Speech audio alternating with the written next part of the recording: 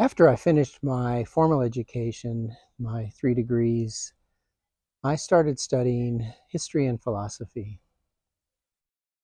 And I discovered something really quite interesting. I discovered the golden age of the Ionian Greek culture.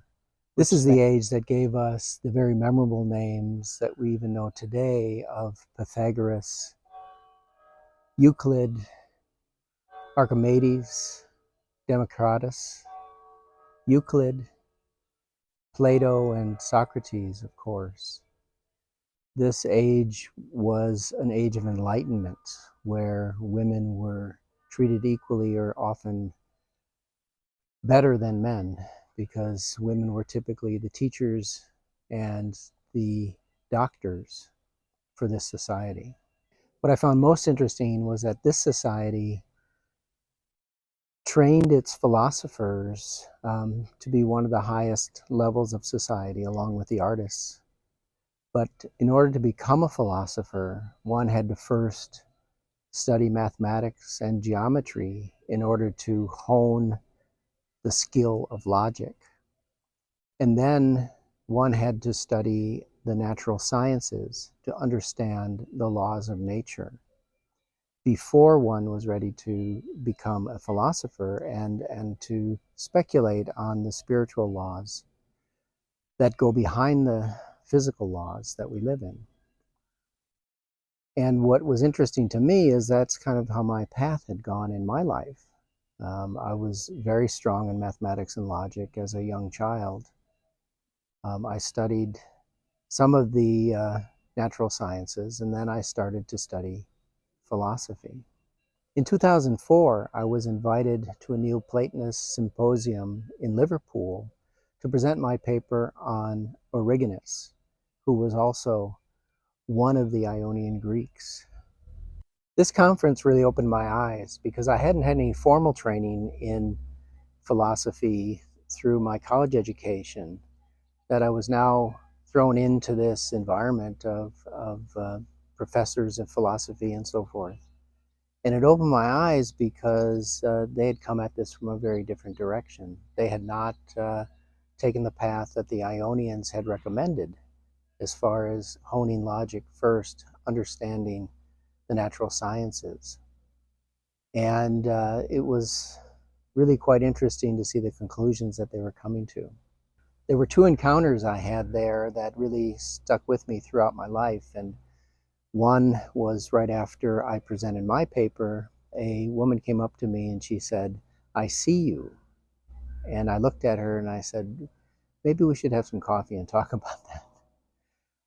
It turned out that she was a PhD student who was writing her PhD thesis on Plotinus. And we started talking about Plotinus and his relationship to Socrates.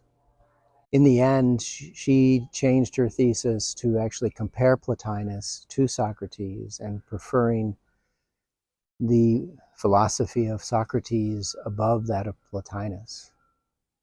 But she became a longtime friend and a spiritual sister for me.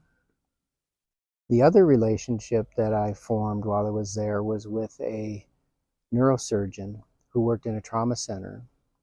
And he came to the conference looking for answers that he did not find in his medical training. The AMA doesn't teach the things that he was experiencing as a neurosurgeon, dealing with the most extreme brain traumas.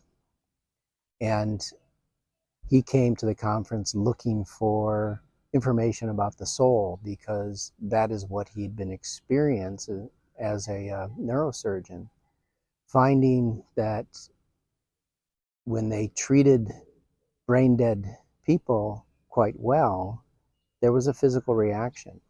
And so if the brain was dead, how could the body be reacting without some other mechanism at play?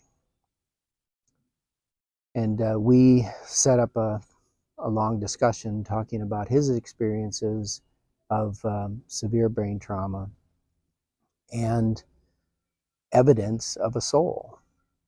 And this is the life's work of Dr. Bruce Grayson, actually, who has reported thousands of near-death experiences. And in his work, he concluded that the consciousness of a person is not actually in the brain. Consciousness exists somewhere else, and that we should be looking someplace else for consciousness. And of course, the soul is not in the brain. Another interesting anecdote from this conference was that I had a number of students come up to me who were PhD students and asked me, how is it that you actually believe in the philosophy that you're teaching? And I looked at them, said, what do you mean? He said, well, we learn all these different philosophies, but yet there's none of them we can actually, get behind and believe in. I find that strange that in philosophy, we're teaching students outdated philosophies that have been proven to be false, like Aristotle's philosophy, which was based on a false vision of the world. False being that he said that everything heavy is on the ground and everything light is above the ground. And that is not true at all. The moon isn't lighter than the earth. The sun isn't lighter than the earth. There's other forces at play. And so if you're basing your philosophy on unsure ground, then what good is it? Plato had taught something very different than what Aristotle taught. And it's funny because Aristotle was a student of Plato. And if he was such a good student of Plato, he should have taken over the leadership of the academy after Plato left, but he didn't. He went off and did something completely different, and it was the church who rediscovered his work many, many years after they had declared Plato and Platonism as anathema. They declared it heresy. So they needed a philosophy to base their views on. And since Aristotle's philosophy said that the Earth is at the center of the solar system, that's what they wanted to portray, is that Rome is at the center of the solar system. So these were the experiences that I made in Liverpool, and they've been very helpful on my journey. And the connections I made there certainly have been long-lasting.